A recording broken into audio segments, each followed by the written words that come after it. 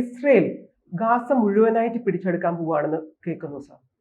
ഈ യൂറോപ്യൻ യൂണിയനും UN എല്ലാം പറഞ്ഞിട്ടും കൂടി നെതന്യാഹു രക്ഷയില്ലെന്നാണ് പറയുന്നത്. ഇല്ല, ഞങ്ങള് മുമ്പോട്ട് തന്നെയാണ്.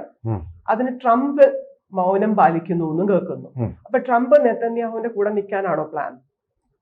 മൗനാനുവാദമാണ്. അമേരിക്ക കൊടുക്കുന്ന മൗനാനുവാദമാണ്. ഇപ്പൊ ഇന്ത്യ റഷ്യയിൽ നിന്ന് പെട്രോൾ വാങ്ങുന്നെന്നും പറഞ്ഞ് വലിയ പ്രശ്നമാക്കി.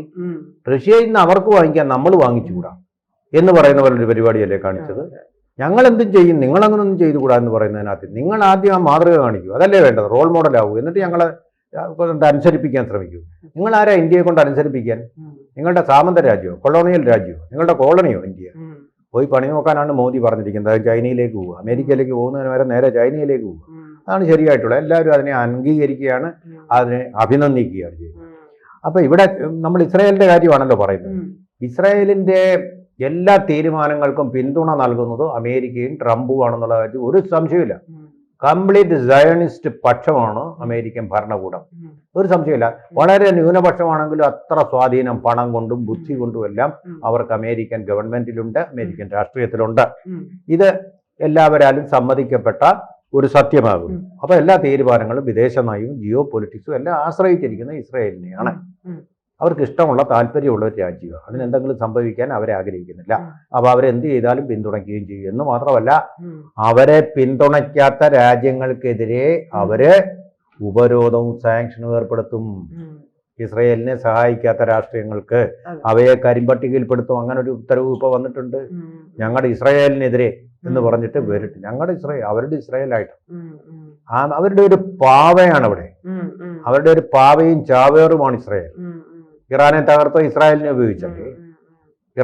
ഇറാഖിനെ തകർത്തതിന് പിന്നിൽ അവരുണ്ട്. അവർക്ക് ഇഷ്ടമല്ലാത്ത രാജ്യങ്ങളെ എല്ലാം ആക്രമിക്കാനുള്ള ഒരു ഗുണ്ടാപ്പടയായിട്ട് തന്നെ അവർ അമേരിക്ക ഉപയോഗിക്കാറുണ്ട്. പക്ഷെ ഇന്നത്തെ സ്ഥിതി എന്ന് പറഞ്ഞാൽ ബെഞ്ചമിൻ നെതന്യാഹു ഇതിന് പ്രേരിതനാവുക ഉണ്ടായത്.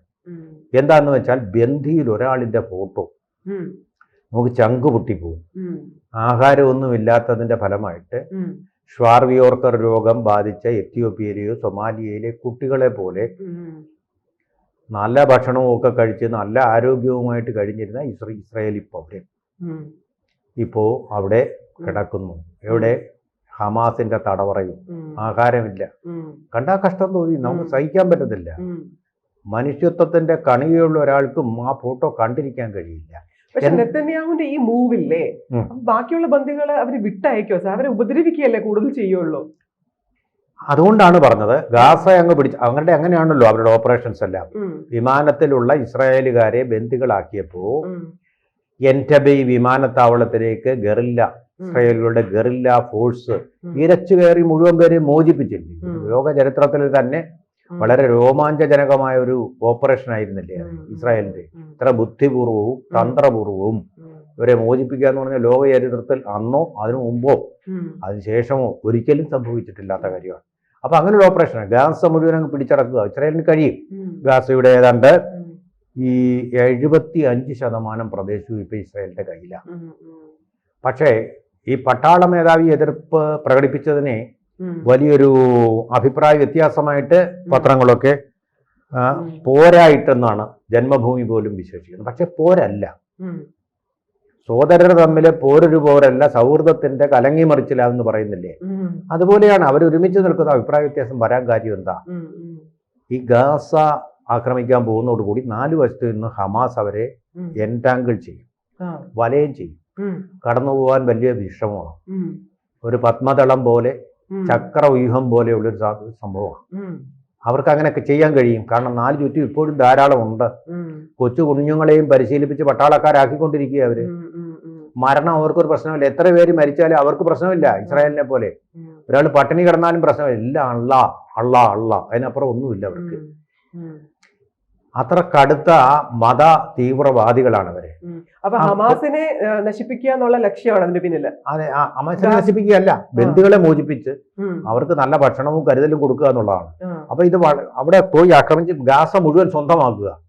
ഗാസ മുഴുവൻ വളഞ്ഞിട്ട് ഹമാസിനെ കീഴടക്കിക്കൊണ്ട് ബന്ദികളെ മോചിപ്പിക്കുക. പക്ഷെ അത് ഒരിക്കലും നടക്കാത്ത ഒരു കാര്യമാണ്. അമേരിക്ക വിയറ്റ്നാമിൽ പോയതുപോലെയും അഫ്ഗാനിസ്ഥാനിൽ പോയതുപോലെയും ഉള്ള നമുക്ക് പൂർണ്ണമായിട്ട് അവരെ ഇല്ലാതാക്കാൻ പറ്റില്ല. അവരുടെ ഉന്മൂലനാശനം വരുത്താത്തടത്തോളം കാലം പഴുതാരയൊക്കെ കണ്ടിട്ടില്ലേ, അവസാനം വാലിൽ നിന്ന് ജീവൻ വെച്ച് വരും. അതങ്ങനെയാണ്. അങ്ങനെ ഒരു പ്രതിഭാസമാണ് ഈ ഹമാസ് എന്ന് പറയുന്നത്. മത ഫണ്ടമെന്റലിസമാണ്. എത്ര പേര് മരിച്ചാലും എത്ര പേരെ കുരുതി കൊടുക്കാനും ഒരു തയ്യാറാണ്. ഹ്യൂമൻ ഷീൽഡ് കൊണ്ടാണ് അവർക്ക് വേറെ പിന്നെ കവചങ്ങളൊന്നുമില്ല. ഇസ്രായേലിനെ പോലെ അയൺ ടോംബ് ഒന്നുമില്ല. അവരുടെ അയൺ ടോംബ് എന്ന് പറയുന്നത് അവരുടെ പൗരന്മാർ തന്നെ, അവരുടെ കുട്ടികളാണ്, അവരുടെ ഗർഭിണികളാണ്, അവരുടെ രോഗികളാണ്, അവരുടെ അഭയാർത്ഥികളാണ്. അവരെ മറയാക്കിക്കൊണ്ടാണ് അവർ രക്ഷപ്പെട്ട് ഗർഭങ്ങളിലിരിക്കുന്നത്. അവിടെ നിന്നാണല്ലോ നേരെ കുറെ പേരെ പിടിച്ചു കൊന്നതും. പിന്നെ ഖത്തർ പോലുള്ള രാജ്യങ്ങൾ, ഖത്തർ എന്ന് പറഞ്ഞാൽ ഒരു നാസി സംസ്കാരമുള്ള രാജ്യമാണെന്നാണ് ഇപ്പൊ പറയുന്നത്. ആക്രമം, ഫാഷിസ്റ്റ് രാജ്യം, പഴയ ജർമ്മനിയുടെ സ്ഥാനത്താണെന്നാണ് ഏറ്റവും ഒടുവിൽ ഇപ്പൊ കണ്ടുപിടിച്ചിരിക്കുന്നത് ഖത്തർ എന്ന് പറയുന്ന രാജ്യം. അവരുടെ പിന്തുണയുണ്ട്. ഇതിന്റെ വലിയ നേതാക്കളെല്ലാം വളരെ ആഡംബരത്തിൽ അവിടെ ജീവിക്കുന്നുമുണ്ട്. പിന്നെ ഇറാൻ ഒരു താവളം, അവിടേക്കാണ് പോയിരിക്കുന്നത്. ബാക്കിയുള്ളവരെ ഇവിടെ ഉള്ളൂ. ഒരാളെ കൊന്നു കഴിഞ്ഞു, ഒരു കമാൻഡറെ കൊന്നു, അടുത്ത കമാൻഡർ ഉടനെ ചുമതല ഏൽക്കുക. ആ രീതിയിലുള്ള ഒരു ഹാർഡ് കോർ ഫണ്ടമെന്റലിസ്റ്റുകളാണ് അവിടെയാണ് ഇതിന്റെ പ്രശ്നം.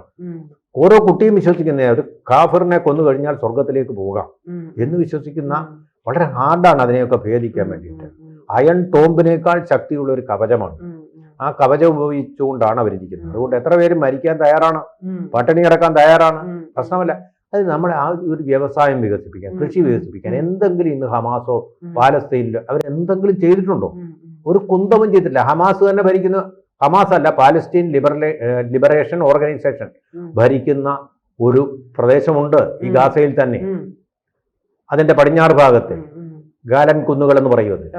ആ കുന്നുകളിൽ എന്തെങ്കിലും നേട്ടം ഉണ്ടാക്കാൻ അവർക്ക് കഴിഞ്ഞിട്ടോ? ഇസ്രായേൽ അതേസമയം ഊഷര ഭൂമിയിൽ നിന്ന് സ്വർഗം തീർത്ത, കഠിനാധ്വാനം കൊണ്ട് സ്വർഗം തീർത്ത, കേരളത്തിൽ നിന്ന് പോലും അവിടുത്തെ കൃഷി പഠിക്കാൻ വേണ്ടി കൃഷിമന്ത്രി ഉൾപ്പെടെ പോകുന്നു. അഭിവൃദ്ധി അത് ഒരൊറ്റത്തെ സാർ.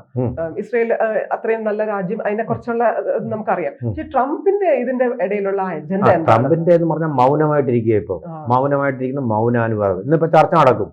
ഇദ്ദേഹം ഓക്കെ ചെയ്യും. ട്രംപ് എഗ്രി ചെയ്യുക മാത്രമല്ല, അതിനു വേണ്ടുന്ന എല്ലാ കപ്പൽപ്പടയെയും അതിന്റെ മിസൈലുകളും വിമാനങ്ങളും എല്ലാം കൊടുക്കും.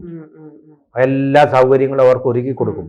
ഇതൊക്കെ ചെയ്തുകൊണ്ട് ലോക സമാധാനം നശിപ്പിക്കുന്ന ഈ ട്രംപാണ് റഷ്യയിൽ നിന്ന് പാവപ്പെട്ട വികസ്വര രാജ്യമായ ഇന്ത്യ ഇത്രയും പെട്രോൾ വാങ്ങിക്കുന്ന മഹാഭാവമായിട്ട്. ഇത് എനിക്ക് ഓർക്കുമ്പോൾ ഒരു കഥയും കൂടെ, കുട്ടികൾ കേട്ടിരിക്കാനെങ്കിൽ ഒരു കഥയും കൂടെ പറയാം. പണ്ടൊരു കാട്ടിലെ മൃഗങ്ങളുടെ ഒരു യോഗം വിളിച്ചു. കാരണം എന്താണെന്നറിയോ? കാട്ടിൽ കൊടും വരൾച്ചയാണ്. എന്തുകൊണ്ട് ഇത് സംഭവിച്ചു? നമ്മളിൽ ആരോ പാപം ചെയ്തിട്ടുണ്ട്, അതുകൊണ്ടാണെന്ന് പറഞ്ഞു.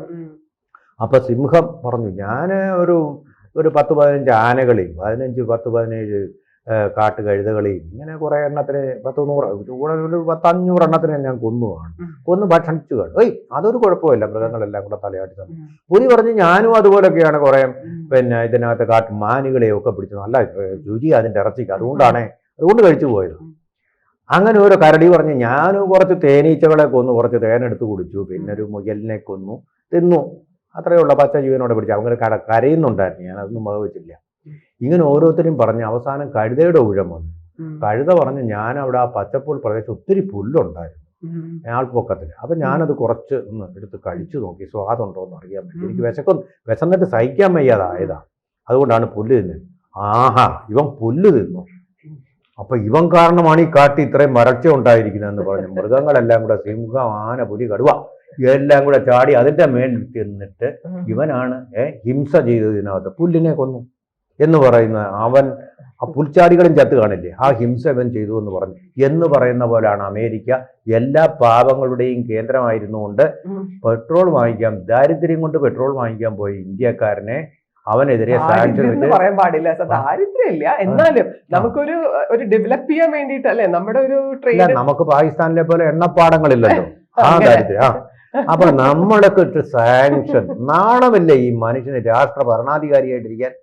എന്താണ് ഇയാളുടെ പ്രയോറിറ്റി? എന്താണ് ഇയാളുടെ ക്രാന്തദർശിത്വം? എന്താണ് ഇയാളുടെ കാഴ്ചപ്പാട്? ഒന്നുമില്ലാത്ത ഒരാളിനെ പിടിച്ച് അവിടെ 1ാം ട്രംപ് ഒരു കുഴപ്പമില്ല.